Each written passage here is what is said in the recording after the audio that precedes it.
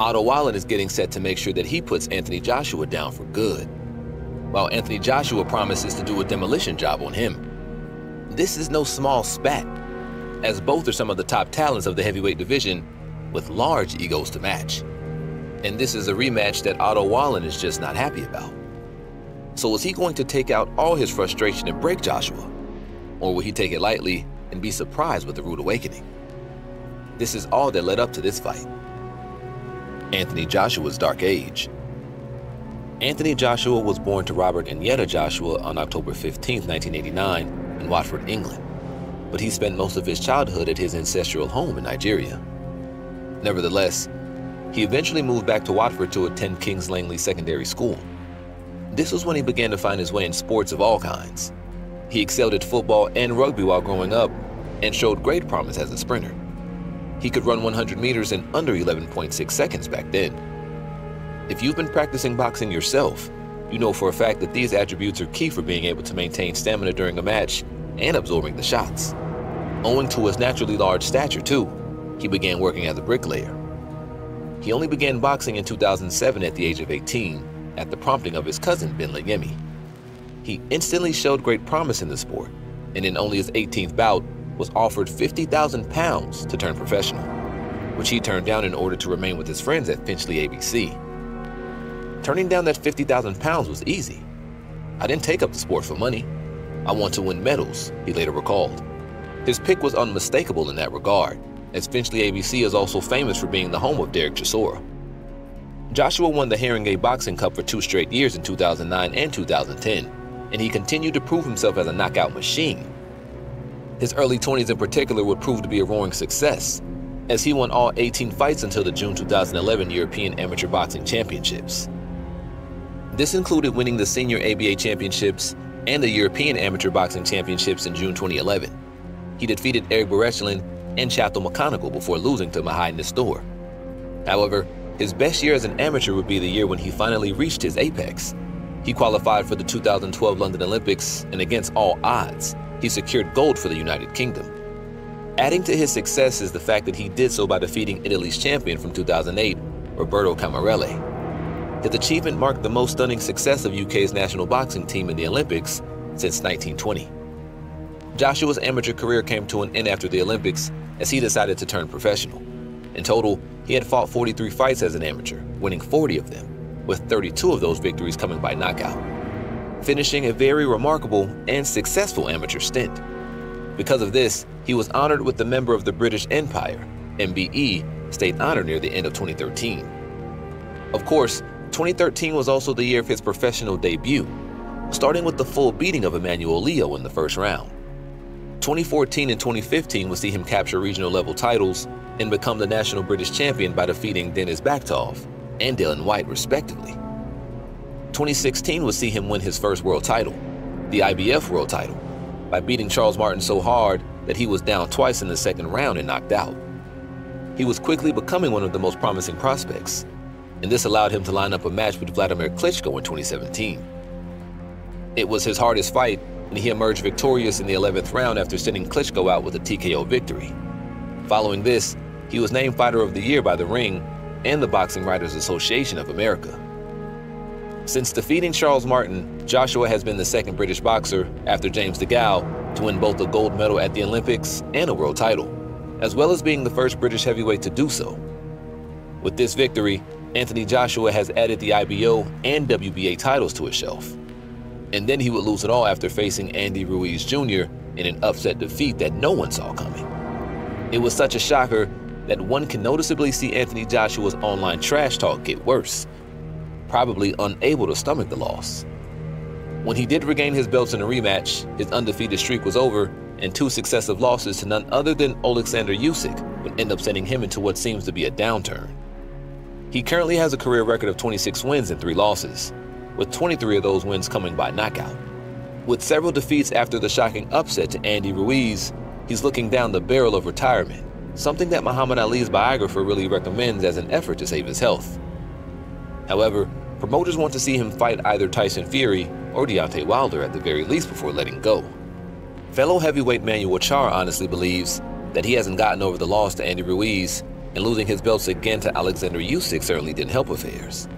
He lacks the will to fight either Deontay Wilder or Tyson Fury, and this is important because one of those fights would have to be his last before he retires. And it may all depend on how his match with Otto Wallin plays out. Otto Wallin guns for the belt. Otto Wallin was born on November 20th, 1990 in Sundsvall, Sweden. He comes from a working-class family and was blessed with the family pedigree for boxing, as his father, Carl Wallin, was a boxing trainer who used to train Otto and neighboring children. Of course, part of it could have been to defend themselves against bullies and street hoodlums in sleepy old Sundsvall. Going through early life growing up in Sweden and finishing his schooling slowly, Wallin began boxing when he was 15, and he quickly showed promise as a contender.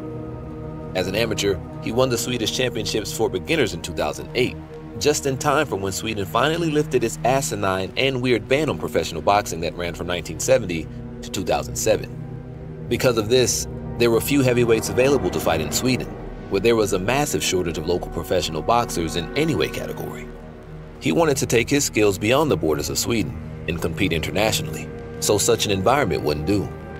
This meant Wallin would have to fight whoever and whenever in order to stay active.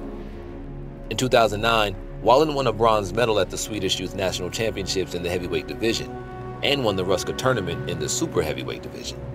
The Ruska tournament in Finland was his first outing outside Sweden, and it would mark a point of no return for him.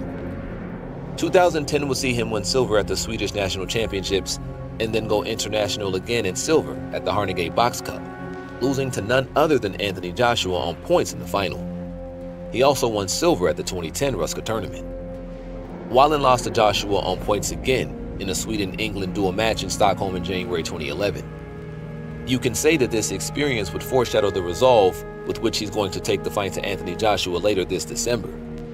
He then won bronze at the Swedish National Championships in February, silver at the Nordic Championships in March, and then a few gold medals in multiple European championships. Wallin defeated Fraser Clark 32-11 in a Sweden-England duel match in Uppsala, Sweden, which qualified him for the 2012 European Boxing Olympic Qualification Tournament. The prospect of representing Sweden in a historic first after a very long time began to be within reach. However, he was eliminated in the first round of 16 by Mahal Nister, the same Mahal Nister who defeated Anthony Joshua the year prior. Wallin finished with an amateur record of 34-12 and several tournament experiences.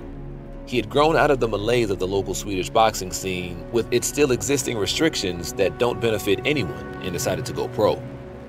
He started by knocking out Roman Cherny in the first round, and he continued to smash opponents, one after another.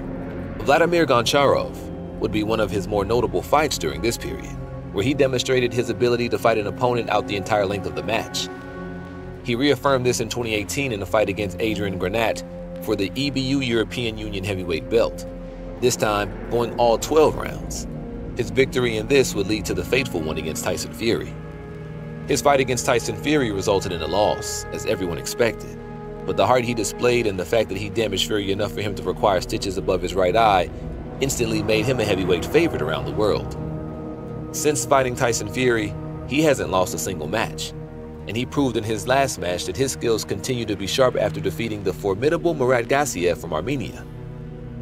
This is the confidence with which he's going to face Anthony Joshua to finally defeat him after losing to him twice during their amateur years.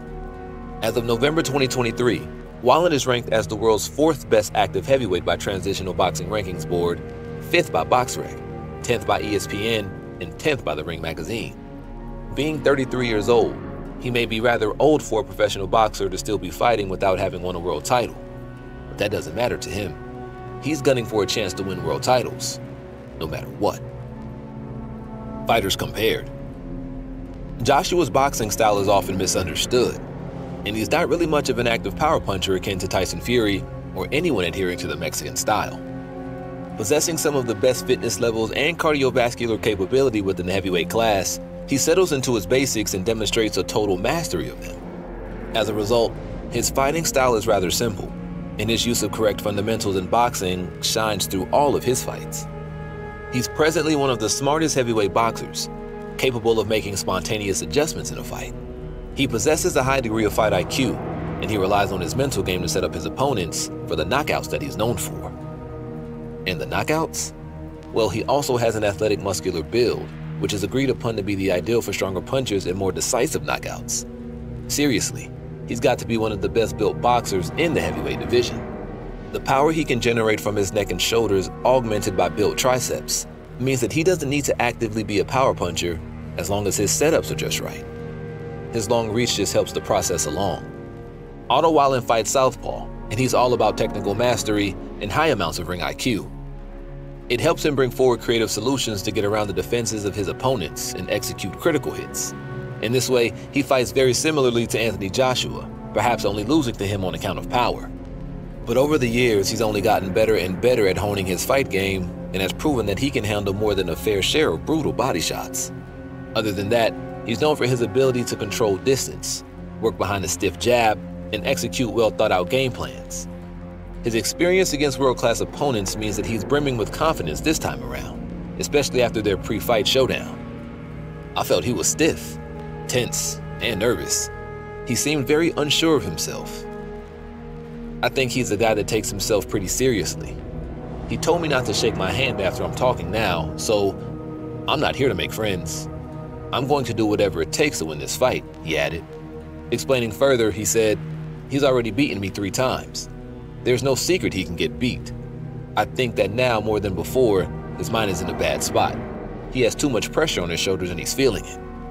That's hard for him. He's not the champion and that brings him down. It shows with all his different trainers. No doubt the memory of losing to him a decade ago fuels him in his quest to beat AJ down for good. He wants to make him pay for treating him as a step over before fighting Deontay Wilder. So, will Anthony Joshua get his way?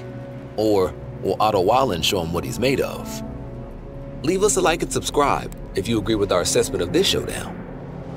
We'll see you again when the dust settles on the canvas.